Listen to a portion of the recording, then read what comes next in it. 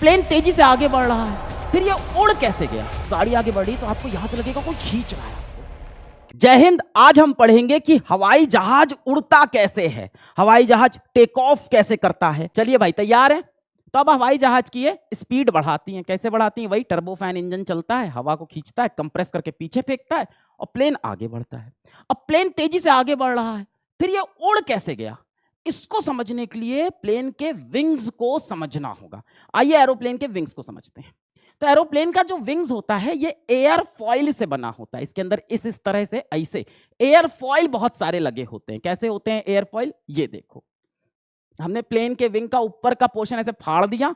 अब देखो अंदर इस तरह का ऐसा एयर फॉइल लगे होते हैं। ऐसे एयर फॉइल ऊपर से थोड़े कर्व होते हैं, ये एयर फॉइल नीचे से थोड़े सीधे, ऊपर से थोड़े कर्व, नीचे से थोड़े सीधे। इस तरह का एयर फॉइल प्लेन के विंग्स में ऐसे ऐसे ऐसे ऐसे बहुत सारा लगा होता है। अब एयर फॉइल की वजह से ही प्लेन उड़ता है। कैसे उड़ता है आओ देखते हैं। ये मान लो एक प्लेन का एयर फॉइल है और ये थोड़ा सा ना ऐसे एंगल पे होता है, ऐसे थोड़ा सा एंगल पे होता है। इसको बोलते हैं एंगल ऑफ अटैक। इसका बहुत इंपॉर्टेंट रोल है प्लेन को उड़ाने में। एंगल ऑफ अटैक पे ये इसका एयर फॉइल लगा हुआ है। अब मान लो हमने स्पीड बढ़ाई तो क्या होगा? सामने से हवा के मॉलिक्यूल्स आके आपको मारेंगे।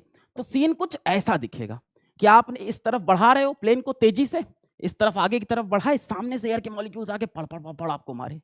ये हवा को नीचे दबा रहा है तो हवा इसको ऊपर दबाएगी। न्यूटन का तीसरा law, every action has equal and opposite reaction. तो ये मॉलिक्यूल्स नीचे आके दबते हैं, इसको मारते हैं, धड़ धड़ धड़ मार के इस तरफ ऐसे चले आते हैं। और जब ये मार के इधर आते हैं तो ये इसको ऊपर की तरफ प्लेन को पुश कर देते हैं और प्लेन ऊपर उठ जाता है। इसको समझने का और भी तरीका है। एक तो मैंने आपको न्यूटन के लॉ से समझाया, इसको बर्नौली के नियम से भी बहुत लोग समझाते हैं। अब ये बर्नौली का नियम क्या है? देखो, मैं बहुत आसान तरह से आपको हर तरह से समझा दूंगा प्लेन कैसे उड़ता है, टेंशन मत लेना। अब जरा ध्यान से सुनो। ये जो नीचे के मॉलिक्यूल हैं ये आके यूं लड़ेंगे ऐसे, धड़ाम, यहाँ लगे धड़ाम, यहाँ लगे धड़ाम, ऐसे बंद हो रहे हैं ना। तो इनकी जो स्पीड है, एयर के मॉलिक्यूल की जो स्पीड है वो कम हो जाएगी, गति कम हो जाएगी। लड़ रहे हैं, भिड़ रहे हैं तो इनकी गति थोड़ी कम हो गई। तो नीचे क्या होता है, एयर के मॉलिक्यूल की जो स्पीड है वो कम हो जाती है। ऊपर देखो, इतना नहीं लड़ रहे हैं, यहाँ पे लड़ा, यहाँ पे लड़ा, बाकी सब सीधा यूं निकल गया। तो ऊपर एयर के मॉलिक्यूल की जो स्पीड है वो क्या है? ज्यादा है भाई, तेजी से निकल जा रहा है, इतना लड़ नहीं रहा। हवाई जहाज के विंग के ऊपर से हवा कैसे निकलती है? तेजी से।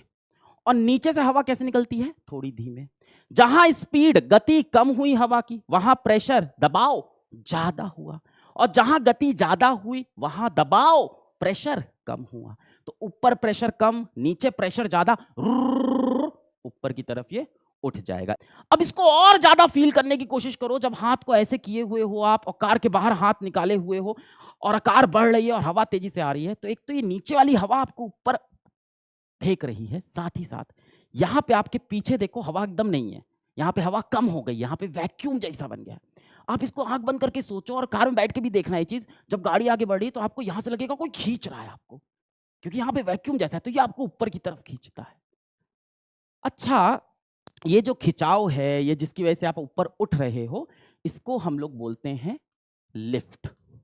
थोड़ी सी तो लिफ्ट करा दे, यही तो होता है ना, लिफ्ट करा दे, थोड़ा ऊपर ले जाता है। लिफ्ट कैसे लग रही है इसके ऊपर? ऐसे सीधा ऊपर की तरफ लिफ्ट लग रही है।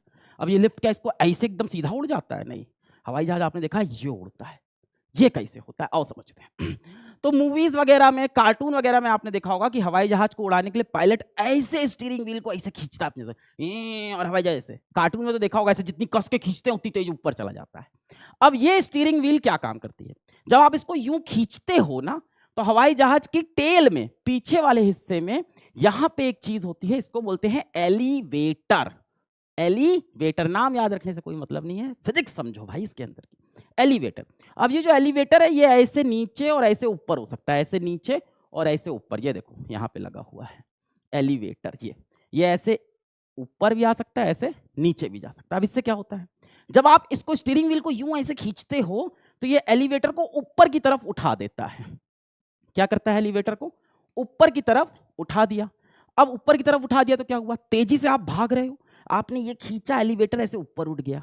अब जो हवा सामने से आ रही है वो इसको ऐसे मारती रहेगी और मारेगी तो नीचे की तरफ इसको दबाएगी, है ना।